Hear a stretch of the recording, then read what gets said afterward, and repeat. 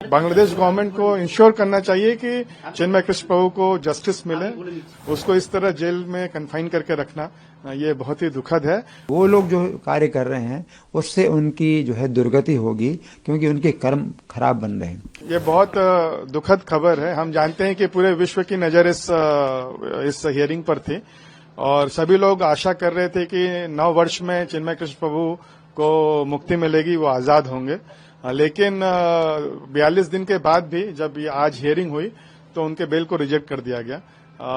लेकिन एक पॉजिटिव खबर ये है कि एटलीस्ट आज उनके जो 10-11 लॉयर थे वो लोग उनके पक्ष में खड़े होकर कोर्ट में उनका पक्ष रख सके। हम यही आशा करते हैं। अभी हम लोग वेट कर रहे हैं कि वो डिटेल्ड ऑर्डर, उनका बेल क्यों रिजेक्ट हुआ है, उसका वेट किया जा रहा है। और बांग्लादेश गवर्नमेंट को इंश्योर करना चाहिए कि चिन्मय कृष्ण प्रभु को जस्टिस मिले। तो ये जो खबर आई है बहुत ही दुखद है आज।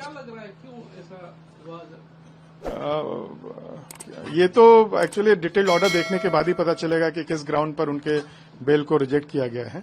लेकिन पूरा विश्व की नजर इस पर थी। हम जानते हैं कि किस तरह ब्रिटिश पार्लियामेंट से लेकर अमेरिकन पॉलिटिशियंस भी इस विषय पर चर्चा कर रहे थे और सभी लोग चिन्मय कृष्ण दास के अरेस्ट को लेकर बहुत चिंतित थे।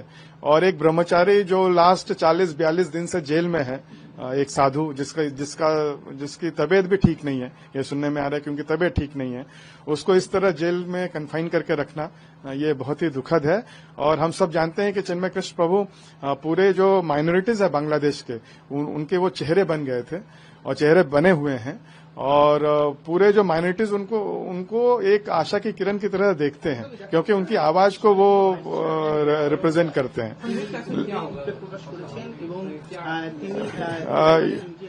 नेक्स्ट एक्शन तो उनके जो लॉयर हैं वो लोग निश्चय ही जो ऑर्डर है उसको पढ़कर उनको नेक्स्ट स्टेप लेंगे। हमारे ग्रंथों में सबसे पहला सिद्धांत है अगला जीवन होता है। पिछला भी जीवन था, पिछले जीवन के अनुसार हमें जो है इस जीवन में मिलते हैं, कुछ कष्ट मिलते हैं, तकलीफें मिलती हैं या सुविधाएं मिलती हैं, और इस जीवन के जो कर्मों के अनुसार अगला जीवन मिलेगा। तो वो लोग जो कार्य कर रहे हैं उससे उनकी जो है दुर्गति होगी, क्योंकि उनके कर्म खराब बन रहे हैं। तो हम तो सबको जो है आंखें खोलना चाहते हैं कि आप आंखें खोल करके देखो, आप पशुओं की हत्या कर रहे हो या मनुष्यों की हत्या कर रहे हो। वैष्णवों का जो अपराध है तो सबसे ज़्यादा बढ़ करके है, गौ हत्या से, हजारों गौ हत्या से बढ़ करके ये वैष्णवों का अपराध होता है। तो हम तो यही जो है शिक्षा देते हैं, आंखें खोलना चाहते हैं। और लेकिन ये है कि रशिया में भी काफ़ी इस प्रकार से आतंक हुआ था, लेकिन फिर अंत में क्या हुआ, रूस में सबसे ज़्यादा प्रचार हो रहा है और बहुत लोग भक्त बन रहे हैं। तो इससे हम आशा करते हैं कि आगे चल कर के जो बांग्लादेश है तो वहाँ पर भी जो आसुरी शक्तियाँ हैं उनका जो है पराभव होगा, वो पराजित होंगे और जो श्री कृष्ण संकीर्तन आंदोलन की विजय होगी। न्यूज नेशन अब व्हाट्सएप पर खबरों की ताजा अपडेट के लिए न्यूज नेशन के इस QR कोड को स्कैन करें।